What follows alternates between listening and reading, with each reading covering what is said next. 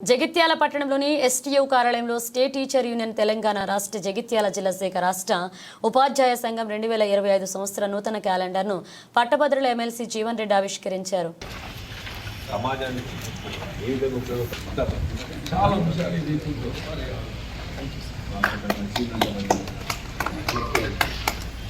అలాగే ఇటీవలే తారపు శివరామకృష్ణ గారు హాస్పిటల్ వారు కూడా రాష్ట్ర కార్యదర్శి రాష్ట్ర సంఘం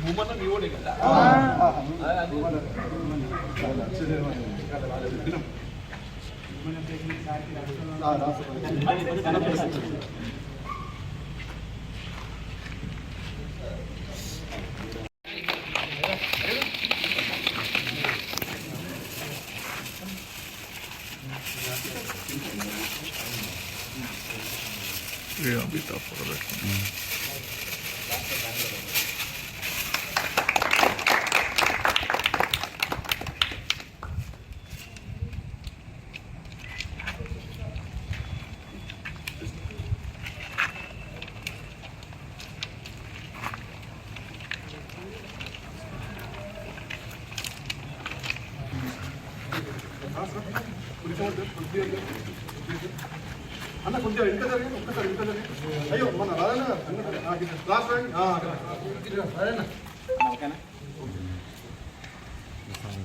ఓకేనా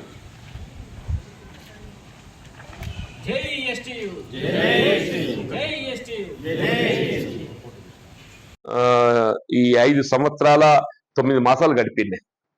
5 సంవత్సరాలు 9 మాసాలు గడిపి ఇంకా 3 మాసాలు ఉందన్న. మార్చి 29 వరకు ఈ 3 మాసాల వరకు కూడా ఏది ఇస్తుందో నా వంతు బాధ్యత వాళ్ళ పూర్తి స్థాయిలో నేను నిర్వహిస్తా.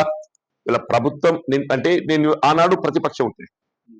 ప్రతిపక్షంలో సమస్యలను ప్రభుత్వంపై ఒత్తిడి తెచ్చే విధంగా స్పందింపజేయడానికి స్వేచ్ఛ.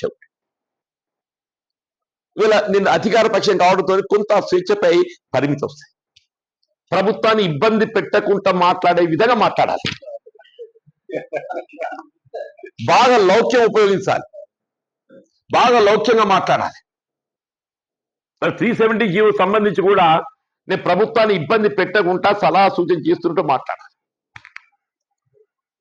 డైరెక్ట్ సప్లై లోపల కూడా ఏదైతుందో ప్రభుత్వాన్ని ఇబ్బంది పెట్టకుండా నేను మాట్లాడాలి. అందులో పిల్లలు కాస్మెటిక్ ఛార్జెస్ ఇస్తారు. కాస్మెటిక్ ఛార్జెస్ ఏం చేస్తారంటే ప్రతి 4 మాసాలకు 6 మాసాలకు ఒకసారి రిలీజ్ చేస్తారు. అమ్మాయిలకు కానీ వాళ్ళకి ఏం కావాలి ఏ లేదు దాని కోసం వాళ్ళు ఉపయోగించుకుంటారు. 6 మాసాలు ముద్ద ఇస్తే వాళ్ళ తల్లిదండ్రులు పేరెంట్స్ వచ్చి ఏమైనా మన పైసలు వచ్చినట్టు ఏం చేసినా చెప్పడం పక్కన కొన్ని గమనించాలని చెప్పండి. ఈ 370 జీవితంతో పాటు ఇతర సమస్యలు కూడా నేను మన హోమ్ గార్డ్స్ గురించి నేను మాట్లాడింది. హోమ్ గార్డ్స్ వేతనాలకు సంబంధించి మాట్లాడి ప్రభుత్వ దృష్టిని ఆకర్షించాలి. ప్రభుత్వం ఒక ఆలోచింపచేయాలి. ప్రభుత్వం ఆలోచింపచేయాలి. నేను మొన్నటి ఈ సమావేశం కాదు లాస్ట్ సమావేశం లోపల మీ కాంట్రిబ్యూటరీ పెన్షన్ స్కీమ్ ను ఓల్డ్ పెన్షన్ స్కీమ్ కి కన్వర్ట్ చేయాలని చెప్పారు. నేను అంశాన్ని లేవనెత్తాను. మరి చైర్మన్ గారు అన్నారు, జీవరెడ్డి గారు మీరు మర్చిపోతున్నారు, ఇలా మీరు అధికార పక్షానికి వచ్చి మీరు ఇట్లా మాట్లాడితే ఎట్లా అని. ఏ పక్షమైనా సమస్యనే కదా. ఏ పక్షమైన సమస్యనే కదా. అప్పుడు ఏది మనకు కేంద్రంలో కొంత వెసులుబాటు కల్పించింది. ఇవాళ రిక్రూట్మెంట్ నోటిఫికేషన్ వెలువడి ఆ నియామకం పొందే లోపు ఏదైతే జరిగిందో వాళ్ళకి ఏదైతుందో ఓపీఎస్ కు పోవడానికి ఆప్షన్ ఇచ్చింది.